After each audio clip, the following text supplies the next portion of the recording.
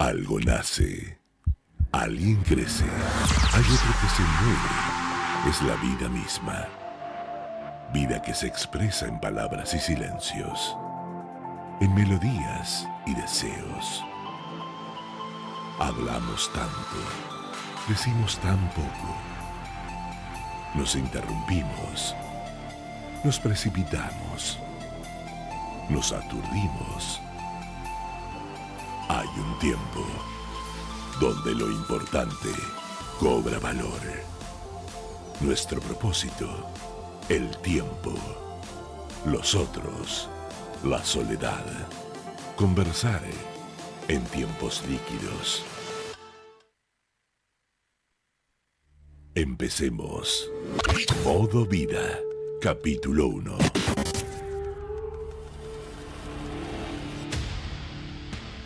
¿Existe el derecho a la vivienda en estos tiempos donde todo se discute, y no está mal que todo se discuta y pueda ponerse sobre el tapete? Pareciera ser que los derechos son cada vez menos. Más allá de todo eso, la historia nos muestra que hay países, que hay sociedades, que hay comunidades que han avanzado mucho más en el acceso a la vivienda digna de todos, ¿no? No es tan caro. Y cuando uno hace algún tipo de trabajo en el campo o lo hace en el ámbito de lo social, se nota que nada moviliza tanto a los sectores populares como la vivienda. Y también los jóvenes, ¿no? De alguna manera, cuando parecen tan apáticos, una ONG como Un Techo para mi País logra comprometerlos de un modo increíble en esta experiencia, porque es algo que se construye. Pareciera ser que está en los genes casi de nuestros abuelos italianos que nos hablaban siempre de invertir en ladrillos, ¿no? Y en estos tiempos volátiles y posmodernos pareciera ser que invertir en ladrillos no es la mejor inversión. Pero la vivienda, el hogar alberga, protege, ampara y es tantas cosas más. Gustavo Alberto Cañaveral esto lo entiende mucho mejor que yo porque ha dedicado su vida a estudiar el tema de la vivienda y sobre todo la vivienda popular, ¿no? Gustavo, ¿por qué te haces arquitecto? Bienvenido. Bienvenido, mucho gusto, muchas gracias por la invitación. Mira, me hago arquitecto, una buena pregunta, porque de Ah, chiquito... como todas las que hago yo, no te No, preocupes. me encantó. Y es una excelente pregunta porque de chico, y esto tiene que ver con por qué me dedico a hacer casas y edificios y me gusta la arquitectura, tiene que ver como uno también padece el espacio, vive en lugares pequeños, a veces en lugares donde no tiene espacios abiertos, tiene apenas una terraza. Complica eso, Como ¿no? tiene, le diría, espacios o casas que son pequeñas y la familia le precisaría otro espacio, otro lugar. Y del chico el juego hace que uno se libere, Sí.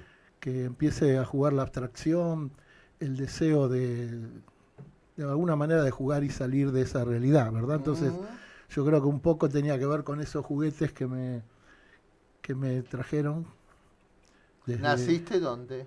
Yo soy nací en San Vicente, pero después toda la vida me crié en Lanús y De vivíamos una en familia de clase media. clase media, profesionales los dos. Mi Ujú. padre era médico y mi madre abogada, Sí. con lo cual siempre tuvimos una formación muy buena, educativa, y Mm. no nos podemos quejar. No faltaba nada. No, la verdad ¿Tampoco que sobraba o...? tampoco sobraba, pero siempre interesante eso también, la enseñanza en la escuela, bueno, no nos faltaba. Y los juguetes a mí me llevaba por hacer casas. Mm, Entonces me compraron mis ladrillos, los sí, Rusty.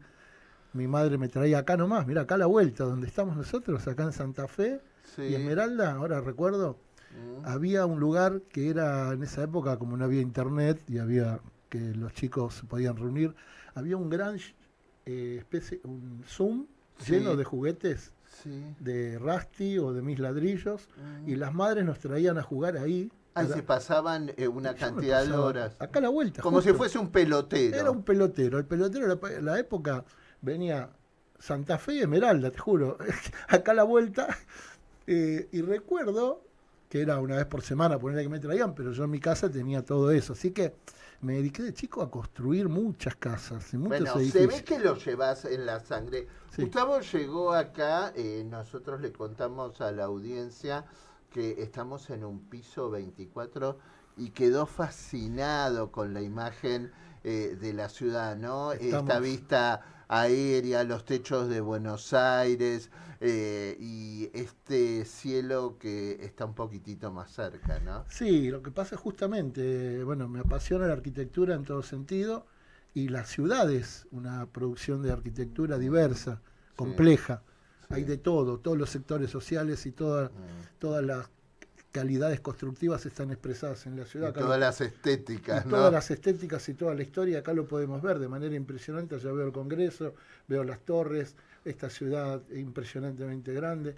Y la lectura de la ciudad es algo que creo que, bueno, a mí de chico me ha tocado, no te diga padecerla, sino reconocerla como una actividad más porque tenía Mm. que viajar de Lanús a la ciudad de Buenos Aires. ¿Vos El recorrido ibas era, al colegio, venías al colegio del yo centro? venía al colegio al Krause, soy Ajá. ¿Al egresado. Otto Krause? Exacto, soy egresado de la escuela Otto Krause, Mm, con lo cual mi viaje, yo siempre digo que lo que más aprendí en la ciudad es el viaje, el claro, laboratorio urbano que claro. tenés de viajar desde Lanús en un colectivo o en el tren y Hasta el lo que hoy es subte, Puerto Madero, hoy, ¿no? hasta lo que hoy es, sí, Puerto Madero. Y viajar a mí me enseñó la ciudad que no veía en el barrio de Lanús donde estaba y la Claro. casa pequeña que tenía. Mm, Entonces, esa salir al mundo creo que hace que también a uno le guste la ciudad, el planeamiento, el transporte y muchos temas. Pero fundamentalmente una de las cosas que pude aprender es viajar mucho, que hoy padezco si lo tengo que hacer, mm, que es viajar 2 horas de Lanús a Ciudad Universitaria para estudiar arquitectura.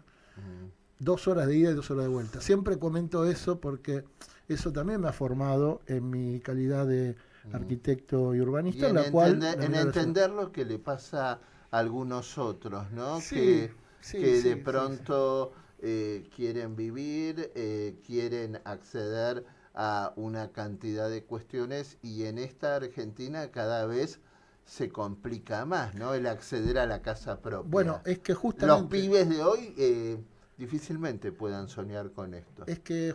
creo que se trata de soñar y de materializar esos sueños. Mm, Desde chico yo también, no solo construir, sino trabajar en estas cuestiones que no sabía que iba a terminar produciéndose finalmente, pero digo que sí hay que tener ese sueño de la vivienda y la casa propia todo el tiempo porque mm. es uno de los temas centrales de la Argentina, ¿no?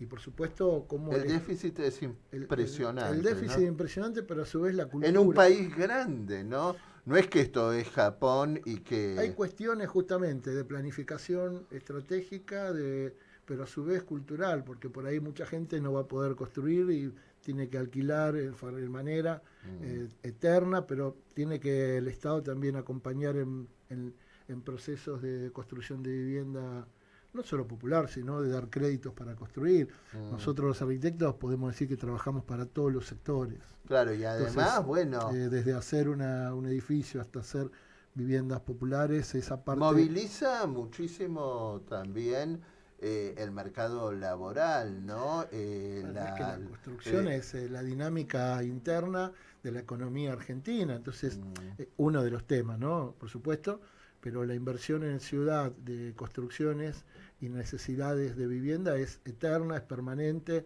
sí. los espacios, entonces todo eso tiene que tener una planificación que la tienen, de hecho, a veces mal, a veces bien, pero está, Y bueno, esa necesidad ¿Tiene espacial. una planificación esta ciudad? No, la ciudad tiene una planificación, seguro siempre la tiene y la va modificando a través del tiempo.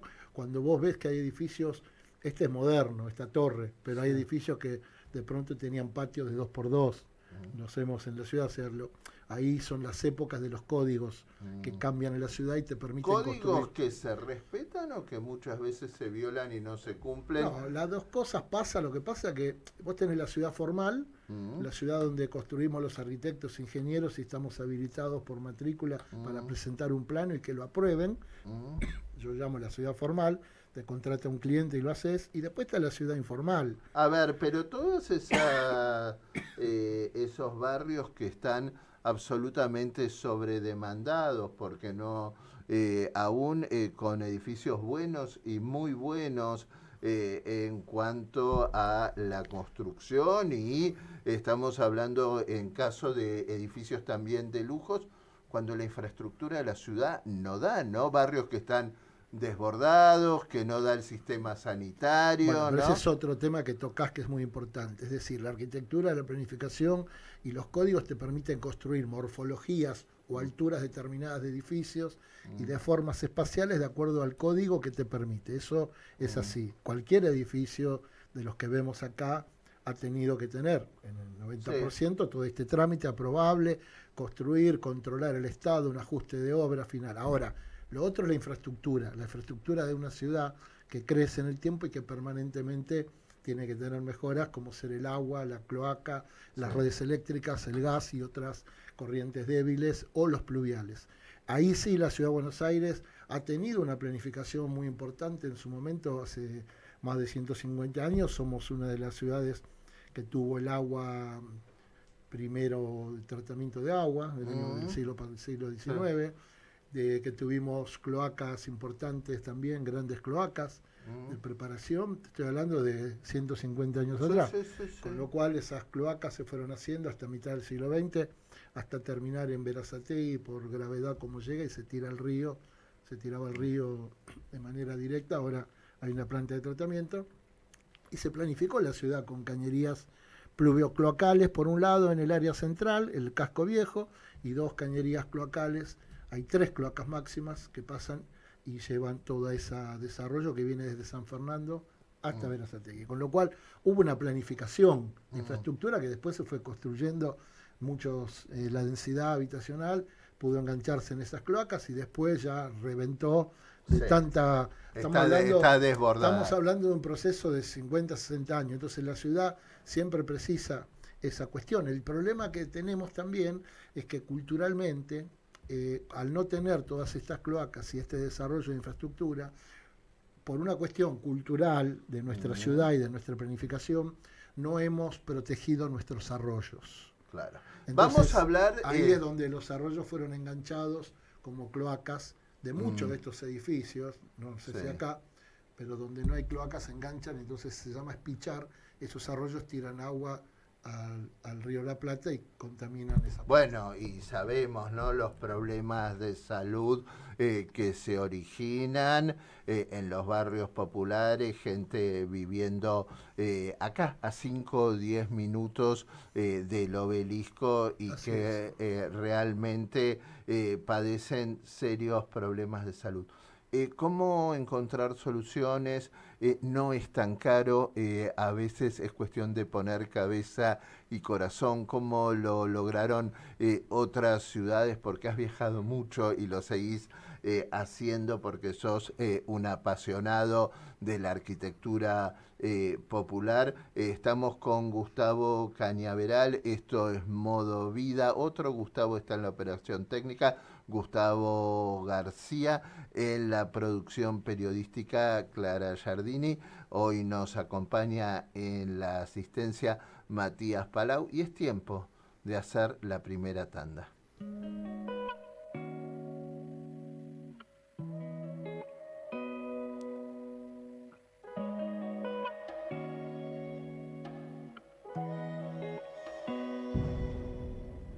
יש לך בעיה עם זה שאין לי רגש אליי חוד מזמן זה כבר לא משנה לי לא כבר לא כל השדים הלכו מזמן הוצאתי את כל הרע כשטוב לי זה עושה לך קצת כואב כי 3 בבוקר בלנקו, לבד בחניה בתוך סוזוקי אלטו סוגר את החלום, מוציא עשן על הכל עוצם את העיניים, מדמיין אותך פה רוטינה של 2 ו5 היה טוב הפסקתי לשחק אותה יענו רמבו למדתי להבין ולקבל את הבאסות לצלול עמוק כדי לצאת מכל הקפות משהו שמעיק עליי זה זמן לכתוב כדי ליפול הכי עמוק צריך לעזוב קיבלתי אהבה מחברים לשאוב יצאו לי המילים שגרמו לי לכאוב כולם מתקלים באכזבות הכל טוב בטח חברות שלך אצלך לרוב אומרות לך שהכי נכון היה לעזוב אבל זה רק הזמן שיעשה לך לחשוב יש לך בעיה עם זה שאין לי רגש אלייך עוד מזמן זה כבר לא משנה לי לא כבר לא כל השדים הלכו מזמן הוצאתי את כל הרע כשטוב לי זה עושה לך קצת כואב כי יש לך בעיה עם זה שאין לי רגש אלייך עוד מזמן זה כבר לא משנה לי לא כבר לא כל השדים הלכו מזמן הוצאתי את כל הרע כשטוב לי זה עושה לך קצת כואב כי אני לא חולה הברטי, הייתי בתחתית, הייתי די פתטי שולח הודעות אומר שהשתניתי ובכל מצב הבנתי כמה שלא כיף לי לקחת לחוכמה אני רוצה לקבל כי את לא מעריכה, אני לא צריך וקשם מישהו מהצד אומר לי את הפטי יוצאת להתכחן תמיד אז יאללה לכי למסיבות שפיטי ריאליטי יותר מדי אגו זה שבר אותי האמדי שלך ירד וגם הדאון איתי ניסיתי ובסוף את לימדת אותי תכף תודה כי את הצלת אותי עכשיו אני מרגיש שלא הפסדתי הרווחתי מהיום שבו עזבת אותי מצאתי את מה שמזמן איבדתי יש לך בעיה עם זה שאין לי רגש אלייך עוד מזמן זה כבר לא משנה לי לא כבר לא כל השדים הלכו מזמן הוצאתי את כל הרע כשטוב לי זה עושה לך קצת כואב כי יש לך בעיה עם זה שאין לי רגש אלייך עוד מזמן זה כבר לא משנה לי לא כבר לא כל השדים הלכו מזמן הוצאתי את כל הרע כשטוב לי זה עושה לך קצת כואב כי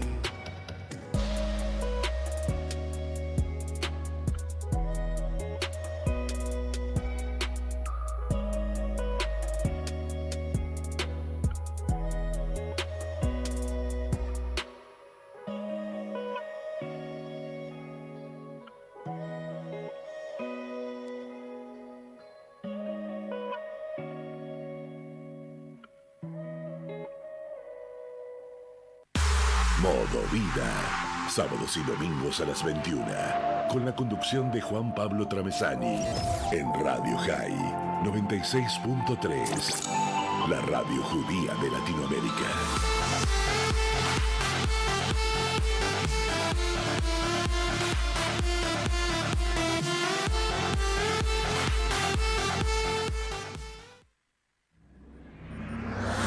Capítulo 2. Bueno, vamos a meternos en las viviendas populares. Queda mucho trabajo por hacer, pero algunas cosas se hicieron, ¿no? Sobre todo en la ciudad de Buenos Aires, ¿no, Gustavo? Sí, bueno, justamente en esta cuestión de la profesión uno también tiene que recordar la cuestión de pasar por la universidad, en mi caso la universidad pública, de poder participar políticamente en ver de qué manera puede servir a la sociedad siendo arquitecto y acompañar algunos procesos de resolución de temas. Ahí en ese caso me tocó y pude, por suerte, trabajar en política en la legislatura de la ciudad, y lo sigo haciendo, que permite una mirada como arquitecto junto a abogados y legisladores de construir leyes. Las leyes son las que pueden permitir o aportar a resolver algunos de los problemas urbanos. Por supuesto que en este caso son leyes de reurbanización o urbanización, sí, en lo cual los gobiernos en todas partes del mundo intentan ver qué hace con las problemáticas villeras en un caso, de problemáticas habitacionales, de búsqueda de espacio. ¿Significa integrar la villa a la ciudad? ¿Significa que la gente que vive en la villa se traslade hacia otros lugares? ¿Qué significa? Bueno, las dos cosas, y justamente ahí hay un caso en Latinoamérica que es Medellín, en Colombia. Donde lindísima ciudad, ¿no? Hermosa, y ahí donde ves las dos cosas que vos justo estás preguntando. El sector de las villas, muy alrededor de la ciudad histórica, y esas montañas con una explosión impresionante de problemas habitacionales, pero de villas allí en las montañas, que decidió la planificación urbana, como hace unos 20 años. Medellín es un caso que se estudia muchísimo en Latinoamérica. Sí. Se decidió el transporte, como bien decís, y cómo resolver temas de equipamiento social, comunitario, es decir, no erradicarlos, sino invertir el Estado en infraestructura, equipamiento y transporte. Y básicamente eso generó... Además es el origen también de la villa. ¿Por qué la gente viene a la villa? Porque está mucho más cerca de los servicios, de su trabajo, de una calidad de vida más alta, ¿no? Ahí te agrego, que justamente fue lo que pasa en Buenos Aires, somos una ciudad portuaria, con lo cual el puerto, claro, en su momento, de toda la historia, apenas hace unos 40, 50 años, dejó de funcionar con la sangre de los trabajadores, poniendo el cuerpo, haciendo el estibador, el trabajo portuario, que eso lo refleja llegaron nuestros abuelos, donde llegaron nuestros abuelos, los inmigrantes, y donde refleja Quinquela Martín muy bien todo ese paisaje portuario. ¿Y por qué la ciudad le da la espalda al río? No, la ciudad le da la espalda al río, pues justamente lo hablaba antes, como le dimos la espalda en esta ciudad a los arroyos. Pensemos en Córdoba o pensemos en Mendoza y comparemos nuestra ciudad de Buenos Aires con el tratamiento que se le da al agua en esas dos provincias. Hay una cuestión cultural que es el agua, se puede ver, y puedo hablar de otras ciudades, ¿no? Pero en este caso nuestro, el agua se puede controlar, se puede ver, se puede cuidar y no terminar siendo un pozo de desagües cloacales, de tirar basura, etcétera.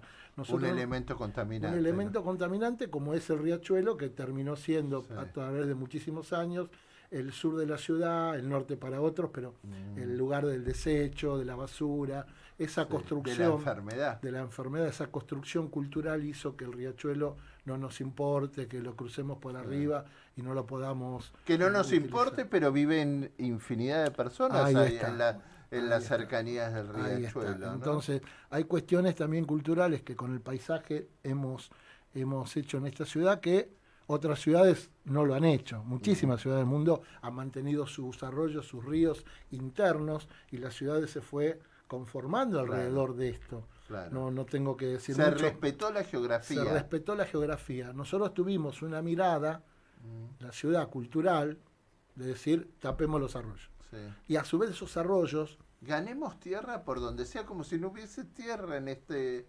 No, justamente es la tierra, la costa. Bueno, el caso de Puerto Madero es ese. Puerto Madero, y vuelvo a esto, en los puertos hacía falta mano de obra, con lo cual las villas alrededor de los puertos también es una construcción planificada. Claro. No es que los villeros fueron y se metieron, sino que el Estado precisaba tener viviendas populares, que de hecho las primeras viviendas del puerto las hizo el Estado, para traer inmigrantes. ¿Estamos hablando de La Boca? Estamos hablando de La Boca primero, en la cual las viviendas de La Boca eran recicladas para que vengan los inmigrantes. Estamos hablando del conventillo. Estamos hablando del conventillo, estamos hablando de las casonas de San Telmo, que se fueron luego de la fiebre amarilla para el norte, y se dejó entonces esos espacios transformados en habitaciones para la inmigración y se alquilaban. Estamos hablando de los conventillos de La Boca, estamos hablando de una gran mano de obra del siglo XIX, luego de la ley de inmigración en 1875, que precisaba mano de obra para trabajar en el puerto, de ese puerto de la Argentina, de las vacas, del ganado en pie, que hasta ese momento iba en pie, pasa a ser productor de un ganado con frigorífico, con barcos frigoríficos, con toda una serie de cambios importantes en la exportación, y a su vez de los cereales, del trigo, del maíz, todo esto que entendamos, ¿dónde se producía? En los trabajadores que tenían que vivir en lugares cerca del puerto. Claro. Este es el dato. Entonces esta ciudad se formó de esa manera, en La Boca. Ese puerto de La Boca, en el siglo XIX hubo que discutir el crecimiento del puerto. Y acá viene esta historia que tiene que ver con el relleno de la tierra. Si hubiéramos mantenido la costa del río La Plata, no existía Puerto Madero. ¿Se entiende? Claro. ¿Cómo llega Puerto Madero a hacerse? Justamente en la discusión del puerto de Buenos Aires con el ingeniero Huergo. El señor Madero y el ingeniero Huergo presentaron dos proyectos en el fin del siglo XIX. Fue una discusión muy interesante, urbanística, que le diría que es interesante seguirla en el diario de esa época, que es el diario La Nación, La Prensa, donde había un proyecto, el ingeniero Huergo, primer ingeniero argentino, que decía que el puerto tenía que ser continuando en forma de peines, continuando el puerto de La Boca, que él había diseñado y construido, porque él fue el ingeniero que hizo los primeros muelles del puerto de La Boca. Entonces él tenía ese plan. Y el señor Madero tenía el plan que se hizo. Finalmente ganó Madero. Uno era de los capitales belgas e ingleses, el de Madero, y otro de los capitales españoles e italianos, el de Huergo. Pero ¿qué pasó? Ese puerto se utilizó el cauce viejo de Riachuelo y perdimos la mirada de la costa del río La Plata para instalar el puerto Madero. Ese es el dato. Entonces rellenamos sobre un cauce viejo, porque el Riachuelo, en realidad vos entrabas al Riachuelo por donde está hoy la Casa Rosada. Todo ese espacio de diques, ahí está el cauce del Riachuelo, que vos entrabas del río La Plata, te metías por ahí, estaba el fuerte que te tiraba cañones si no eras amigo, del otro lado también, y esa entrada del Riachuelo te llevaba a donde es Vuelta de Rocha, todo aquello, y se metían los barcos de reales de la colonia, terminaban en donde está el puente Porredón, que allí estaba la Marina Real, el astillero, que hoy podés seguirlo pasando Barraca Peña, todo ese paisaje que uno lo ve hoy en pasado. Ahí estaba el Puerto Madero, que se instala sobre ese paisaje. Pero cuando se hace Puerto Madero, se inaugura en 1899, duró 10, 11 años que se dieron cuenta, que para mí ya sabían, que no iba a funcionar, porque los barcos eran más anchos. Y el calado no, más que todo creo que por el ancho de los barcos, que empezaron a crecer, lo que se llama la eslora, ¿no? Sí, la eslora. Y entonces tuvieron que empezar a pensar en otro puerto. ¿Y qué hicieron? Lo llamaron a Huergo, le dijeron, trae tus planos y lo hacemos, pero no en La Boca, lo hacemos en el norte. Lo que ustedes tienen hoy como Puerto Nuevo son los planos de Huergo, con las dársenas en Peine, que había proyectado para el sur. Es decir, fíjate lo que son las discusiones urbanísticas. Huergo después lo pudo empezar a hacer, el puerto tardó 20 años, desde 1911 hasta 1931, y otra vez el Estado tuvo que construir ahí viviendas populares para los trabajadores, que es el primer barrio de la Villa 31 que se llama Inmigrantes. Los trajo de La Boca, los polacos, italianos, europeos, y empiezan a trabajar en el puerto. Es decir, que la conformación de una ciudad tiene que ver con la fuerza de trabajo que desarrolla y que precisa del trabajador para poder desarrollar economía, transporte, un montón de cuestiones que hacen a los bienes y servicios que tienen que circular. Y después a todo esto que es el puerto de esta ciudad, la economía que empieza a construir casas necesarias, por supuesto donde está la infraestructura, el transporte cercana, que se va a valorizar mucho más. Entonces las áreas centrales con infraestructura, con cloacas, con redes, con todo, obviamente va a ser más caro que el área metropolitana. Los que vivimos muchos años en el área metropolitana sabemos de eso, porque todos no tienen cloaca. Claro, hay una parte sola que la tiene. En la Ciudad de Buenos Aires hay muy pocos que no la tienen, pero bueno, eso es parte de toda esta historia de la ciudad. Cuando se trabaja en reurbanización barrios, que es un poco lo que estábamos viendo, parte a partir de leyes, por un lado, pero parte de lucha de vecinos, de organizados de villas. La Villa 31, después de muchos años, de 1931 hasta el 2009, que se van a cumplir ahora 15 años, sale la ley de reurbanización de la Villa 31, el 3 de diciembre del 2009, así que estamos por cumplir 15 años. Y cambió, Y cambió. Cambió, ahí entonces hubo un cambio entre las políticas, es decir, los vamos a sacar a todos, como subió en su momento el jefe de gobierno Macri prometiendo erradicarla, tuvo que aceptar una realidad, una presión e integrarlo. Luego siguió otros barrios más, la Villa 20, después... ¿La 20 cuál es? ¿La de Barracas? No, la 20 es la de la Comuna 8. Ajá. La Villa 20 que está ahí cerca de la Villa Olímpica, en la calle Cruz y Escalada, ¿no? Sí. Pompeya, Nueva Pompeya. Eso es Soldati. Soldati, perdón. Sí. Ahí está... Donde está Interama. Claro, ahí estaba cerca. Interama. Sí, enfrente del Parque de la Ciudad. Sí. Ahí hay un shopping, hay una rotonda y ahí está la Villa 20. Una vieja villa histórica y que también se hizo un plan de urbanización muy interesante, que la verdad que es interesante de analizarlo. Luego se trabajó mucho en Fraga, en Chacarita, siempre terrenos nacionales en la ciudad, también quedó un trabajo interesante, y después en Rodrigo Bueno, que es ahí donde... Bueno, algo lindísimo. Pero me vas a contar en el próximo bloque tu experiencia en otros países, qué es lo que has visto, cómo a veces con materiales muy económicos se pueden hacer muy lindas viviendas.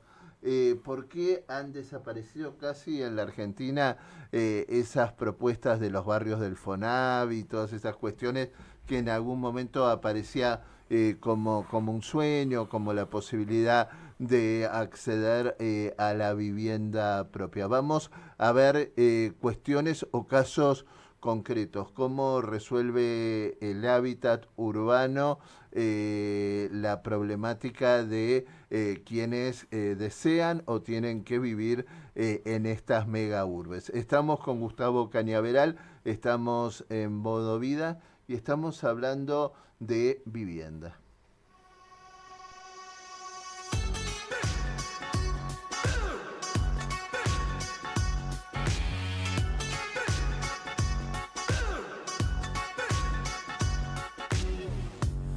שעובר, הכיור מתמלא והלב מתרוקן לאט, אז אני לא בוחר, כל פעם עוצר ושואל את עצמי לאן.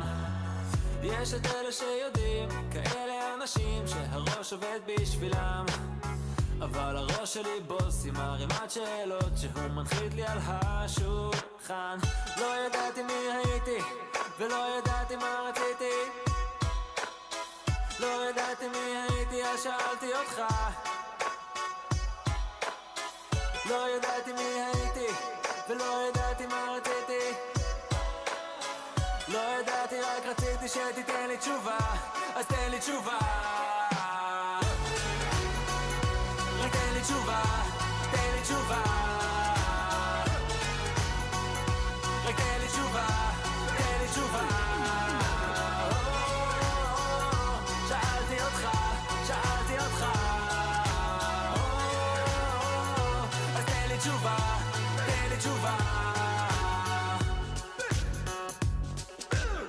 כשהיינו קטנים רצינו לגדול, אמרו שהכל יהיה מובן, חשבנו שנמצא תשובות להכל ויותר לא נפחד, ועדיין יש עדים כאלה שלוחשים שלחלום זה מסוכן, אבל הלב שלי בוס ויש מיליון חלומות שהוא צריך להגשים עכשיו.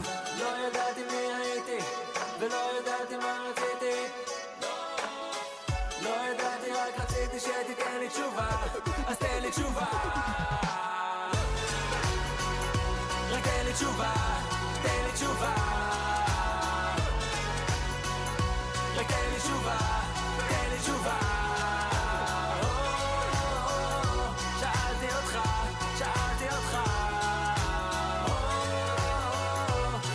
תשובה, תן לי תשובה.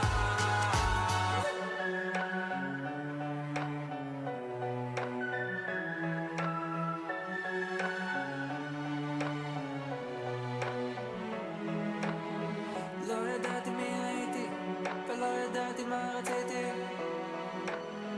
לא ידעתי, רק רציתי שתיתן לי תשובה, תיתן לי תשובה, תיתן לי תשובה. רק תן לי תשובה, תן לי תשובה. רק תן לי תשובה, תן לי תשובה.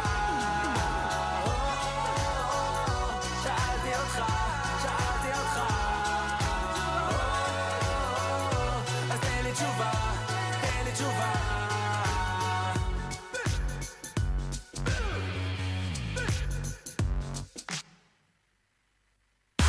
Modo Vida.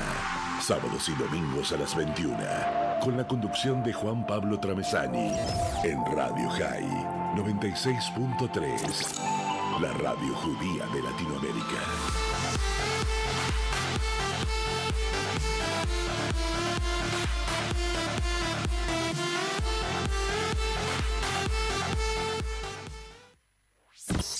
Capítulo 3. En el Quijote dice cosas anchos veréis, ¿no? Y de alguna manera, ¿qué fue lo que viste que en el mundo ayuda a solucionar este problema de la vivienda, que no es solo nuestro, sino que forma parte de una política de alguna manera global, ¿no? La dificultad de acceder a la vivienda propia y las características de las viviendas en cuanto a materiales, en cuanto a edificios, ¿qué se hace en el mundo? Bueno, tenés varios países con diversas estrategias, tenés el mundo, te diría, China o Rusia, que han trabajado muchísimo las construcciones industrializadas. Algo de eso acá se hizo en Argentina en una época, justamente con materiales rusos, mira, rusos. Sí. Todo lo que es el barrio Piedrabuena es parte de la tecnología rusa que en ese momento se implementó. Son construcciones industrializadas que son paneles que se aplican a estructuras de hormigón. Después tenés todo lo que es una mirada de solución donde se aplica el tema cultural e histórico de cada población, porque hay viviendas que de pronto, qué sé yo, en Colombia se construye con guadua. ¿Qué La es guadua? guagua? Es la caña, Ajá. una caña Sí, importante. sí. Y vos ves construcciones de guadua que viene de la historia de los pueblos originarios, que claro, hacían las viviendas, las construcciones en las montañas, todas de guadua, y lo ves y ¿Perduran? claro, perduran y se mueven con los terremotos y no se caen, Wow. porque son estructuras que se mueven. Eso es increíble, ¿sabes? Sí. Casas que vos Bueno, hay casas Hay- que por se eso- construyen también con botellas de agua mineral y Bueno. se la llena de arena, ¿no? Bueno, por eso te digo, eso también hay otras tipologías que se aplican y que son interesantes. Ahora, uno tiene que analizar también estas cuestiones de necesidad de muchas viviendas donde aparece lo tecnológico industrial, como pongo el caso para hacer 2.000 viviendas como en Barrio Piedrabuena, aquí en la Comuna 8, que lo conozco, o el horno, mira vos, siguiendo con tecnología soviética, el barrio Don Orione en Claypole, son Sí. hornos túneles, todo eso es soviético. Si yo Ujú. te digo que esa arquitectura soviética sirvió para hacer 5.000 viviendas en un barrio, no lo vas a creer. O sea que hay tecnología que se aplicaron Claro. acá. Los containers ahora aparecen como un elemento, ¿no? ahora vemos estos containers como parte de determinadas arquitecturas que se están utilizando. Ahora, después la construcción industrializada es muy amplia en todas en diversas partes. En Estados Unidos se construye mucho con esto, donde siempre hay una estructura de hormigón y después se cierra con estructura. Son estas casas como prefabricadas. Claro, que- es una casa, no, tenés una base de hormigón de pronto y después se termina con construcción industrializada. Acá hay varias marcas, pero digo, Sí. la construcción industrializada exterior e interior después se termina. Son construcciones importantes. Son muy dinámicas también, ¿no? Porque permiten ampliar también. Sí, son importantes. Todas las tecnologías, yo no, ¿cómo te puedo decir? Todas me gustan y se puede construir Sí. en cualquier sistema de estos. Lo que sí hay que entender, y por esto voy a algo muy, cuando hablo de la historia, es culturalmente con qué ciudad o con la población que tenés para que se sienta que esa casa, que se la das y se la da el Estado, o si la trabajás con ellos, que es el caso a veces de los barrios populares, que esa casa la sientan con un material Claro. que ellos le guste. Claro, o que se tenga que sientan ver con bien. sus costumbres, Claro. con sus hábitos y con sus Por necesidades, eso ¿no? te estoy comentando, porque uno puede darle una casa industrializada a una población que no está acostumbrada, Sí. y entonces son los errores que a veces que pasa. Bueno, En no estos tener en cuenta a quienes van a ser los beneficiarios en el proyecto Claro, mismo, ¿no? pero muchas veces, a veces no se tiene y se planifican, como es el caso de Claypole, con estos conjuntos industrializados extranjeros de otros países. ¿Y qué que pasó? Y después pasó que la gente, como es un panel de hormigón, de pronto no podía clavar un clavito para colgar un cuadro, por claro, ejemplo. sí. O sea, te quiero decir que hay que preparar. Sí. Entonces uno tiene que pensar mucho en eso y por eso la construcción del ladrillo hay una cuestión cultural también, más española, más europea de trabajar el ladrillo, que es una cuestión, te diría, cultural incluso.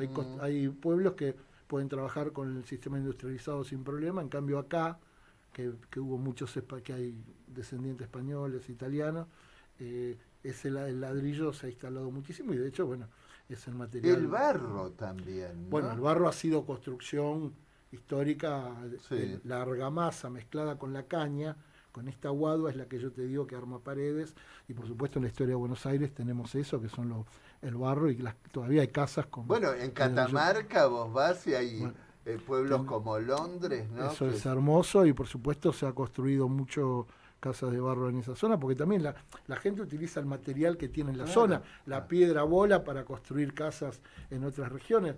O sea, el arquitecto tiene que estar en un lugar donde sabe qué materiales también se van a utilizar y lo puede utilizar en función de eso. Ahora el Estado puede construir de alguna manera neutral, y ahí aparece lo que decías vos del Fonavi, por ejemplo.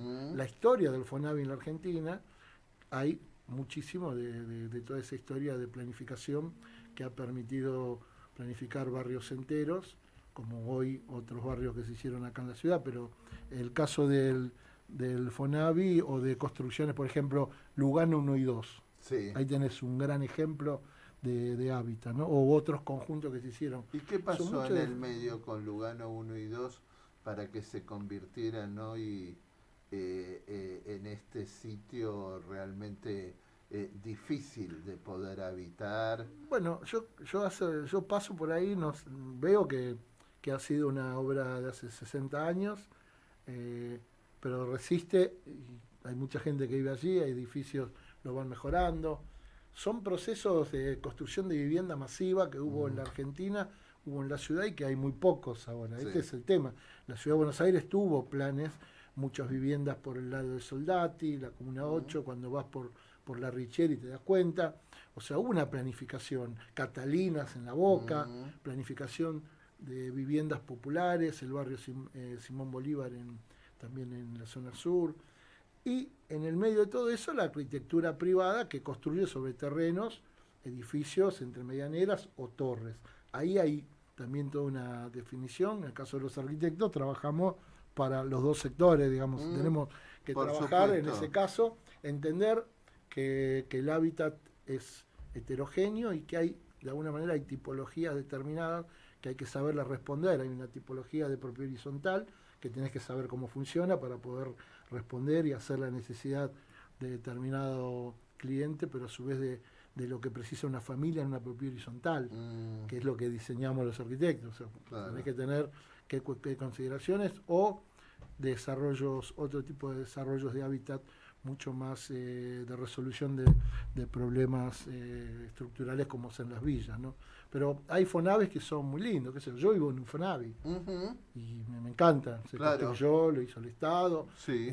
¿Y de qué año es? Y es del 2004, hace 20 años, un Fonavi del Estado, la verdad que es muy digno de verlo. Y digo, por eso el Estado puede construir también con materiales, ladrillos, determinadas cuestiones, y ha podido implementar en ese caso cuestiones hay una ciudad que te fascina, pero me lo vas a contar en el próximo bloque. Estoy hablando de Medellín, ¿no? Y es un ejemplo, ¿no? Medellín en tal sentido, ¿qué se ha hecho, qué se ha logrado, cómo se pensó? ¿Y se puede hacer algo así en Buenos Aires? Tal vez.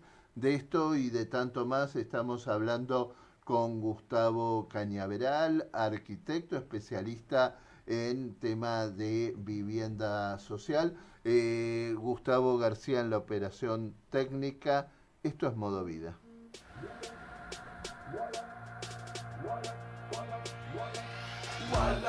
לא חשבתי שככה לא גיל 30 שלא אוכל את אף אחד להאשים שאת עצמי אני בחרתי להגשים אני לא חשבתי שאם מדחיק זה רק ימשיך להסתבר מהחדשות תמשיך להסתתר כי הם אומרים שזה עוד שנייה חוזר זה נושא כבד, אל תשאל למה נפשל הרבה יוקר, אל תשאל כמה נפשל לא נפתח ונעשה דרמה בוא נתפנן, בוא נעשן עד שזה יתיישן בוא ניתן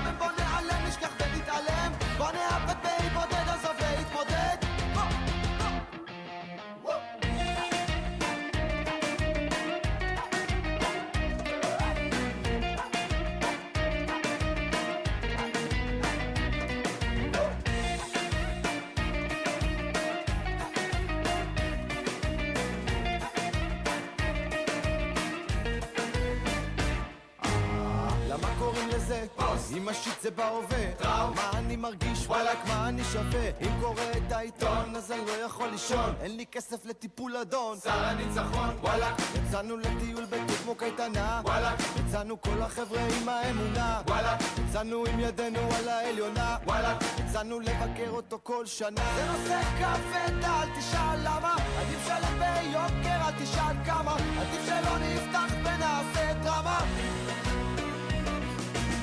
בוא נתפנן, בוא נעשן עד שזה יתיישן. בוא נתאמן, בוא נעלם, נשכח ונתעלם. בוא נאבד בהיבודד, עזוב להתמודד.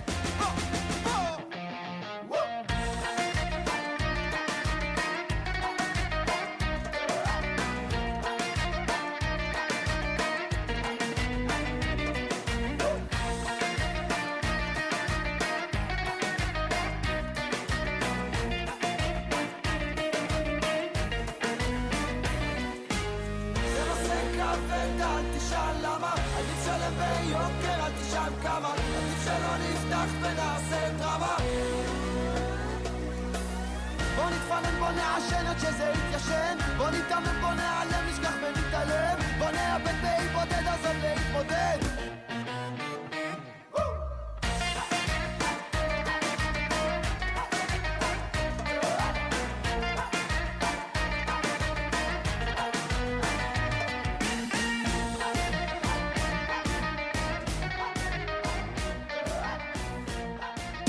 Capítulo 4.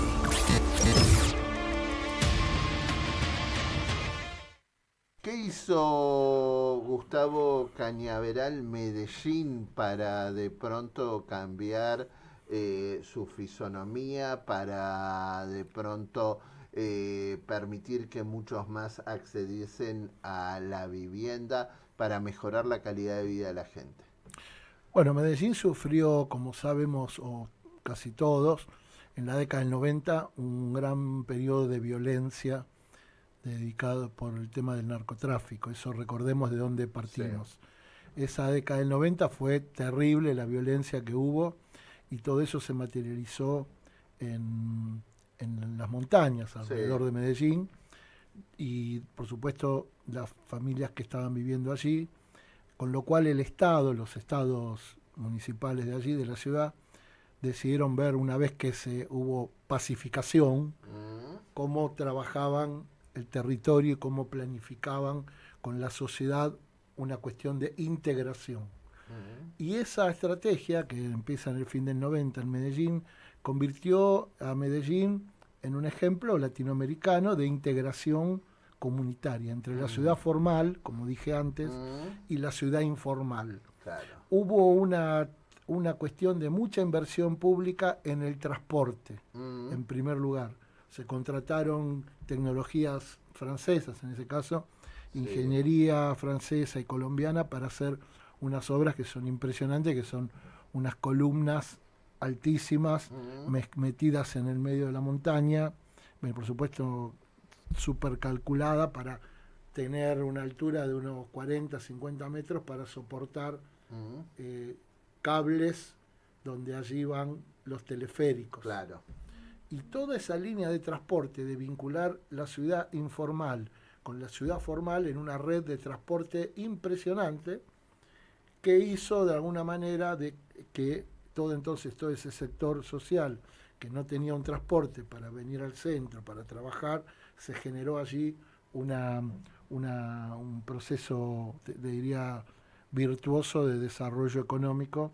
¿Y en cuanto a vivienda, qué se hizo? No, viviendas no es que se hicieron muchas viviendas, se fue construyendo también en ese sector, pero lo que se hizo fue trabajar con los sectores que estaban allí y se hizo equipamiento, porque también tenías que consolidar. La infraestructura necesaria, ¿no? Que es lo que le falta muchas veces a la villa, claro, ¿no? Claro, por eso, pero se hizo escuelas, centros deportivos, hospitales, viviendas nuevas en los lugares donde faltaba. Pero uno ve Medellín y ves por un lado eso y también ves cómo el centro de Medellín, el transporte, el eje de transporte se mantuvo, se profundiza, con trenes aéreos, con tranvías. Con se descomprime la ciudad. Es que está vinculada, tenés todos los circuitos vinculados No hay subterráneos, pero hay todas estas miradas, ¿no? Del tren aéreo, el teleférico, las escaleras mecánicas en la villa para poder bajar de un micro y subir, y tenés escaleras mecánicas para subir. Claro. ¿Y qué ocurrió allí? Ahí apareció un fenómeno interesante, hablando con la gente allí, donde la población empezó a ver al turismo como algo social generador de trabajo. Claro. Eso es muy interesante porque se armaron las cooperativas, en Colombia hay muchísimas cooperativas de cualquier cosa, y esas cooperativas armaron paquetes turísticos para poder vivir de eso. ¿Y qué se armaba, por ejemplo? No, se arma, hoy vas, lo ves. Se empezó a armar secuencias de historia del turismo, lo cual los llevan los guías turísticos cuando llegás al teleférico, te lleva al barrio, te cuenta la historia de todo lo que pasó, tanto la violencia como el futuro y cómo trabajaron muchísimas mujeres. Sí, hasta se hacen tours de Se hacen tour por las viviendas, pero a su vez se hacen tour, allí hay hostels, donde las viviendas pasan a ser viviendas también para el turismo, una especie de turismo con inclusión social. Donde se abren restaurantes. Se abren restaurantes, confiterías. Es una cosa que vos ves como, no te diría que es el Airbnb, no. Es un turismo hecho por la gente de una manera increíble y reciben muchísimos habitantes. Eso lo reparten. Bueno, además, aparte visitantes. Aparte de todo eso, Medellín tiene algo que lo beneficia muchísimo, que es este clima, ¿no? Que genera casi como la ciudad de la eterna primavera, ¿no? Claro, es una ciudad en ese sentido, por el lado beneficiada, también cuando tiene lluvias es importante. Y siguen estos procesos allí, porque de todas maneras uno ve todo este fenómeno como una planificación que acá en Buenos Aires se copió. O sea, acá muchos funcionarios de acá fueron a copiar. Claro, y no se entendió que hay que adaptarlo a la necesidad de aquí, ¿no? Claro, acá se hicieron, las experiencias que se hizo en la Villa 31 en particular, fue parte de lo que se hizo en Medellín, poniendo escuelas. Bueno, eso ayudó.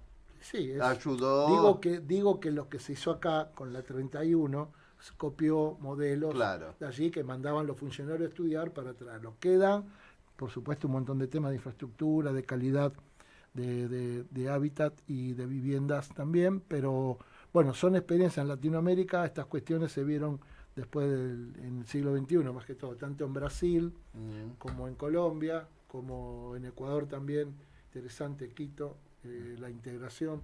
Y se busca eso, no la erradicación, sino la inclusión, que es el caso que podemos ver acá en Puerto Madero, que es Rodrigo Bueno, que es un ejemplo. Que es uno de los ejemplos para estudiar tanto. Interesantísimo, y que invitamos a que la gente lo recorra y donde todavía queda trabajo por hacer.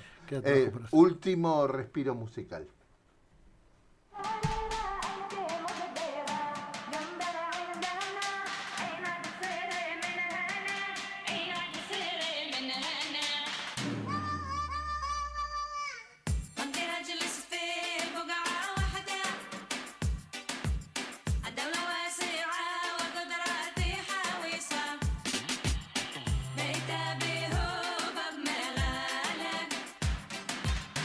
صوته ما عادش يغني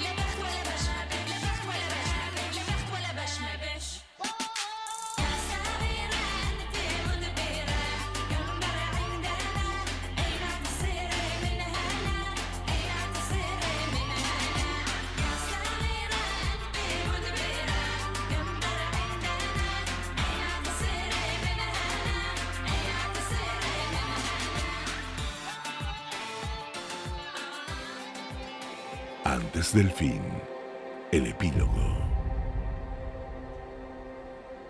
Bueno, y esto sobre el final también el principio, porque yo lo conocí a Gustavo Cañaveral a partir de un trabajo que estamos haciendo en conjunto en la Villa Rodrigo Bueno. En un minuto, contanos cómo avanzó Rodrigo Bueno, muy breve. Es una experiencia de participación interesante, de reclamo de los vecinos que estaban allí, que estaban en una comuna como es Puerto Madero. Con esa presión inmobiliaria del desalojo se organizaron y presentaron recursos judiciales para, con una propuesta, intentar quedarse. ¿De qué manera? El Estado, allí se trabajó una ley en la legislatura que permitió entonces dar una señal para reurbanizar. El Estado de la ciudad, después de justicia y un montón de resoluciones, también lo aceptó. Entonces se pudo trabajar correctamente en un proceso de participación entre técnicos y vecinos elegidos por la gente, que es un proceso político que tiene cada villa en la Ciudad de Buenos Aires, tiene una ley, la 148, que permite elegir autoridades villeras, con lo cual la discusión de los temas de urbanismo o de vivienda del Estado tiene esa intermediación para no hablar con todo el barrio. Así que en ese proceso fue Rodrigo Bueno interesante.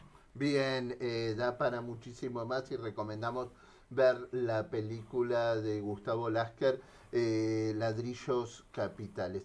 Este programa, Gustavo Cañaveral, se llama Modo Vida. ¿Qué es la vida, Gustavo? Y creo que es agradecer que estamos vivos. Y ¿A quién agradecemos? Y agradecer a nuestros universo, padres, al a universo, Dios. a Dios, a lo que uno quiera agradecer. ¿Hay algo más?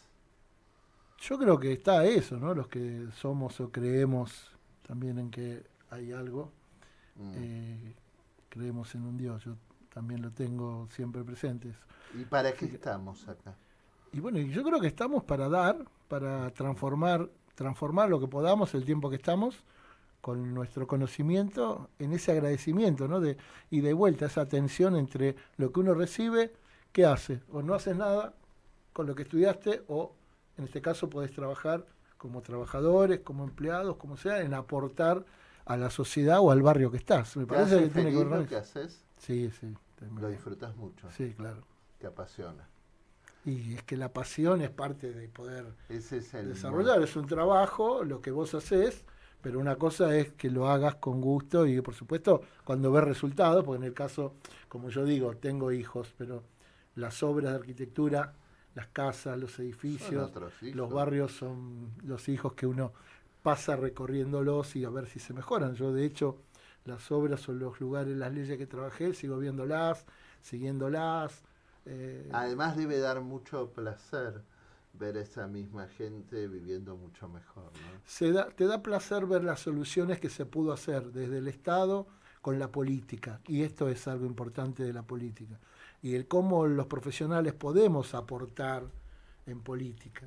O sea, para mí la formación ha sido clave. Esas son las políticas en mayúscula habitacionales, sí, ¿no? Porque son políticas. Y no la politiquería barata. No, es que son políticas donde hay de todos los partidos y de todas las tendencias para resolver un problema. Me parece que eso, que ha sido, por lo menos mi experiencia en la ciudad, esa parte de mi desarrollo profesional, ha sido trabajar con todos los sectores y con gente totalmente distinta a uno. Recordemos también, Gustavo, no olvidemos que en la pandemia quienes viven en la villa la pasaron muy pero muy mal. Por supuesto. Hay mucha gente que murió y murió porque el acceso al agua potable, porque estos pasillos de alguna manera y el ingreso del sistema de salud se complicó, porque no había infraestructura y porque muchas veces no tenemos la suficiente sensibilidad ni inteligencia como para poder captar que hay otros y que los otros de los otros somos nosotros mismos. Gustavo, gracias. Muchas gracias a ustedes y bueno, estamos en contacto. Fue Gustavo Cañaveral. Hablamos de vivienda, hablamos de las posibilidades de tantos otros de poder acceder a la vivienda propia, un derecho del cual algunos dudan. Yo no tengo la más mínima duda que existe el derecho a la vivienda y hagamos algo para que muchos más lo puedan ejercer y construir otras historias. Gracias Gustavo García en la operación técnica. Será hasta la próxima. Matías Palau en la asistencia de producción, en la producción periodística la gran Clara Giardini y el reencuentro en esto que es Modo Vida. Muy bien. Sábados y domingos a las 21, con la conducción de Juan Pablo Tramesani, en Radio High 96.3, la radio judía de Latinoamérica.